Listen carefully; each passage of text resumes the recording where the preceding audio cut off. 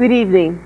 On behalf of the Watertown branch of the American Association of University Women and the Watertown Chamber of Commerce, welcome to Candidate Conversations. My name is Joan Schwegel, and I'll be your moderator this evening.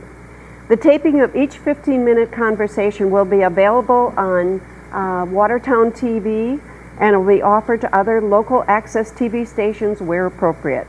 It will also be available on your computer or your cell phone at www.watertowntv.com. DVDs will be placed at the Watertown Library and the Watertown Chamber of Commerce.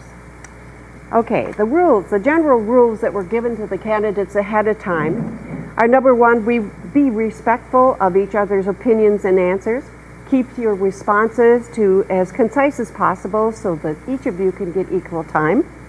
If you tend to go over 2 minutes for any one answer, you will be notified to wrap up quickly. Remember, this conversation taping is only for 15 minutes. I promise I won't kick you. Feel free to respond to what your opponents have said. This is, after all, a conversation. And you can disagree on issues, but leave personal attacks for another time and place. And note, you are welcome to agree with your opponent. Okay, we'll start with the first question, which is: the voting public is not always aware of what the Assembly does for the state of Wisconsin. If you are an incumbent representative, what have you accomplished as a representative? Let's start with Joe. Thanks, Joan, and hello for the first time to my opponent, Tom Chojnacki, and it's a pleasure to meet you, and it's a pleasure that so many people are interested in what's happening in their government. You know, I've been honored to have the seat of the 38th Assembly District for 10 years, and I'm, thrilled with what's been accomplished so far. I've been the Criminal Justice Chairman. We've passed legislation that's been signed by Governor Doyle and Governor Walker that has made the lives of the citizens of the 38th Assembly District in the state of Wisconsin safer.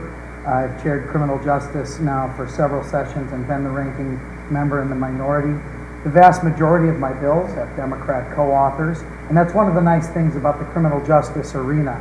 You work with the other side for the betterment of the citizens of the state. I was a co-author of GPS tracking for convicted child predators. I received Legislator of the Year award by the Wisconsin Association of Pediatrics for that. I received the Legislator of the Year from the American Legion for work I've done in supporting our veterans when they come home. The best thing about the job, and the most satisfying thing about the job, has been helping constituents with constituent cases or problems and cutting bureaucratic red tape. We've helped hundreds of people in the past 10 years who have had a problem, Democrats, Republicans, independents, who call and they have something stuck with government and we're able to get to the bottom of it. One woman real early on had a tie-up with her barbering and cosmetology certificate, and she couldn't work until we got it, and we got to the bottom of it. So I'm very proud to say that we've worked across the aisles. Governor Doyle signed the first bill I ever had signed into law, and Governor Walker has signed the most recent. And we're working right now to help children who are being under the horrid practice of rehoming, and we have a bipartisan committee doing that right now, which has made it illegal to advertise children on the internet. So there's a lot yet unaccomplished, and I'm very excited to be here and to see that through. Okay. I didn't get a chance to have you introduce yourselves, and I really apologize for that. I went right into the question. Could we get back to the second part of the question? But could you introduce yourself first a little bit? Tell us something about yourself. I'm sorry about that. I'm Tom Chojnacki. Thank you.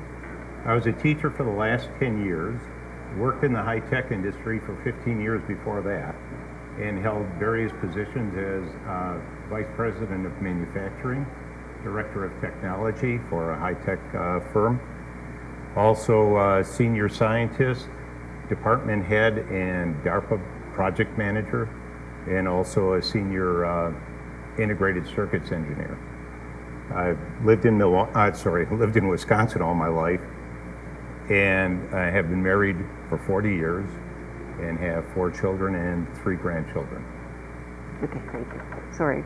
Joel, a little bit more about your background, and we'll get back to the question. Sorry about that. My name's Joel Kleefisch. I was born and raised in Wisconsin. I'm married to Rebecca. We have two beautiful kids, Ella Rose, who is 11, and Violet, who is 8.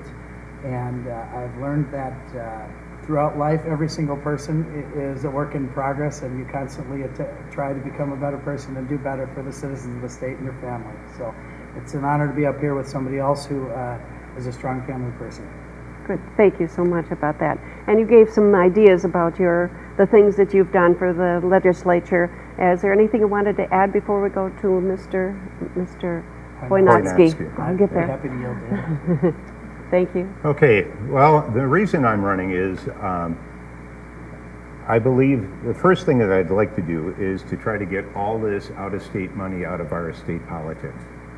Right now, we have a lot of out-of-state money, Texas and Oklahoma money coming into our state politics, and frankly, they are the people who are calling the tunes right now.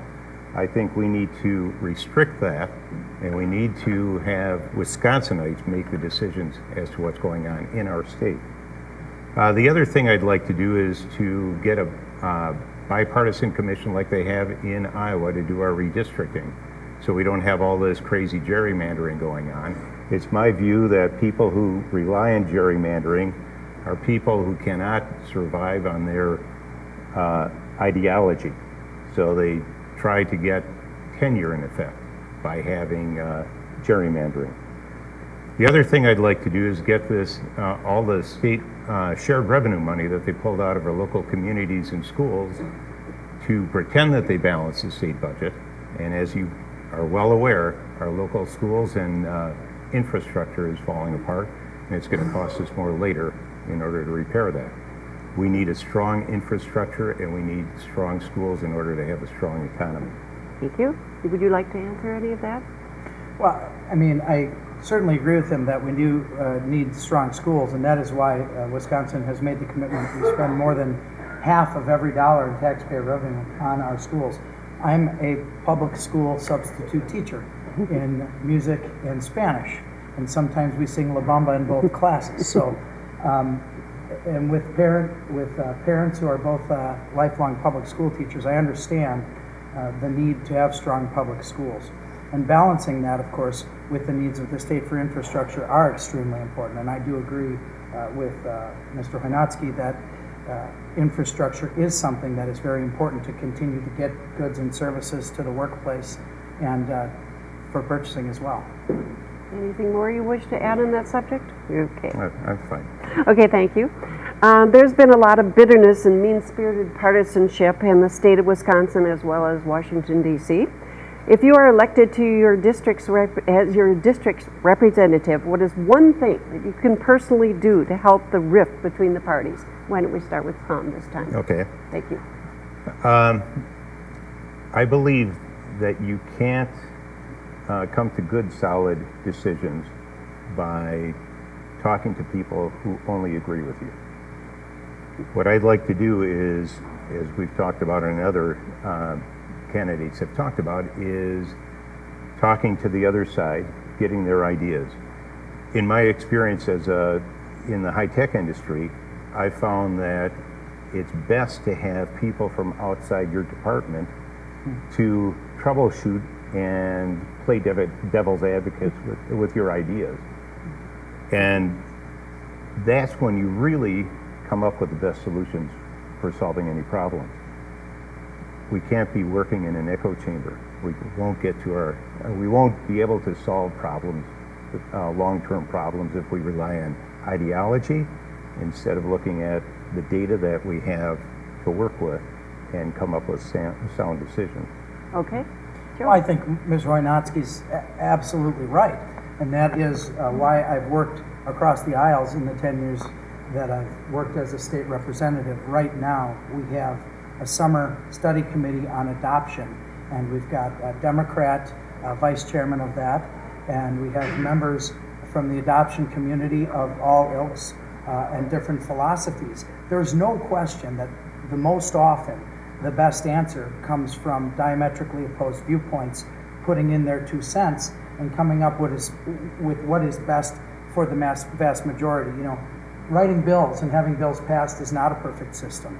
But the more input you have from those who are truly interested parties, And let's be honest, the Democrats in the legislature and Republicans are truly interested in a better state for everyone. We just have different philosophies about how to get there. But when you work together with the other side, there's no question you may come up with ideas you didn't think of on your own. And that's why I'm so proud to say that so much of my legislation that was signed, out of the 8 bills I had signed this last session, I believe 6 of them were co-authored by Democrats. So we do work across the aisle. And one thing I do want to say is a lot of the bitterness, the personal attacks, and the downright nasty behavior didn't come from Democrat or Republican elected officials. It came from others who came in and were just interested in ruining the process. I maintained friendships across the aisle, and I will say that many of the people on the other side maintained friendships with Republicans, despite the fact that there were those trying to upset the apple cart with ad hominem arguments and lies and frustrating nastiness. Okay, thank you very much. We maybe can teach something to Washington, D.C. Education in the state of Wisconsin is one of the top priorities as it takes a sizable portion of the budget. And there's been some controversy about Common Core. While the precepts of improving math, science, and English and improving the comparison status with other countries are desirable, there seems to be growing unrest about the implementation of curriculum and testing. What is your opinion of Common Core, and how would you vote on this issue? And Joe, why don't we start with you this time? My opinion is very simple, and it'll be a very quick answer. I think that it should be up to local municipality school boards to decide the curriculum of their school, period. The more you take, the wider the breadth of government, state government, federal government, the less they know about what's going on in that community. So I truly believe the curriculum should be for the local school boards to decide, and the state and federal government should have no say in that, and my vote would reflect that. Okay, and how about Well, I would Tom? disagree with that. We live in a world economy, and we need to be able to produce students who can compete on a world-class scale.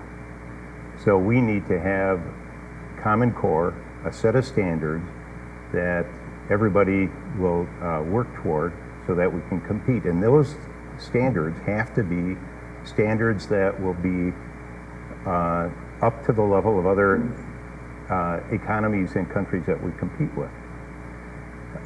We have world-class universities. We attract people from throughout the world to come to our university.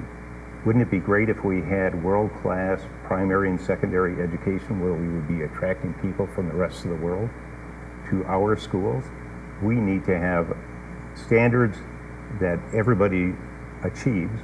It's not something that could be determined on a local level, because we're no longer competing locally, we're competing worldwide. The other thing we need to do is, or we have to look at it from the standpoint of students should be able to transfer from any school district to another school district without falling behind, or from state to state without falling behind. So we need to have Common Core.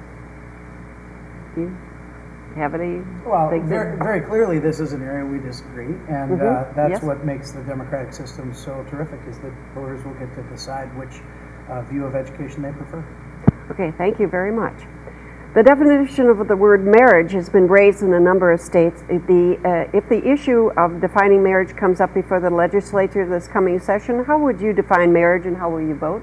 And I think it's your turn to start. Okay. Well, let's look at the concept of marriage and how it's changed over time. Years ago, and actually in some parts of the world, women don't have a choice as to who they marry. And thankfully, at least in the United States, we don't have that.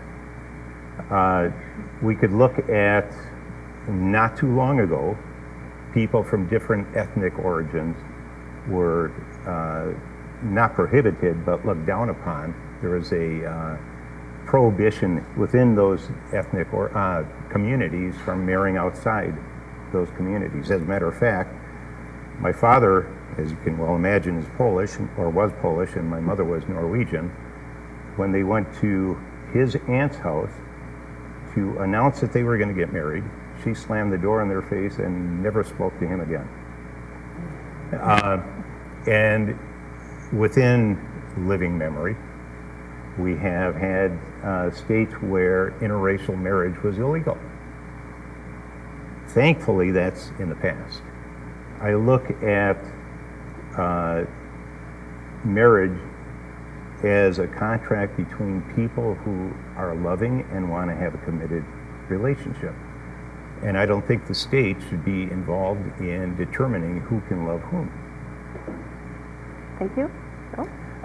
As you know, there was a constitutional amendment that passed that defines marriage in the state of Wisconsin as between one man and one woman, and that is being challenged up through the courts right now. J.B. Van Haan, the Attorney General, has recently said he will take it to the Supreme Court. My record is very clear. I voted for the constitutional marriage, and I believe that marriage in the state of Wisconsin should be defined as between one man and one woman. Okay, thank you very much. We are running out of time. What a surprise. But thank you very much for what you've given us. The last question is, why should the voters vote for you on November 4th? And Joe, I believe your turn to start. Well, I believe I have a proven record. Since I very first started in the legislature 10 years ago, I learned a great deal. What I did learn is that you bear a large responsibility when the people of an assembly district or the state give you the responsibility of this position. But I've also learned that one person can make a difference. I'm proud to say that through the 10 years that I've been in the legislature, we've passed legislation making laws to keep families and children safer. We've supported initiatives which have helped to grow business throughout the state of Wisconsin.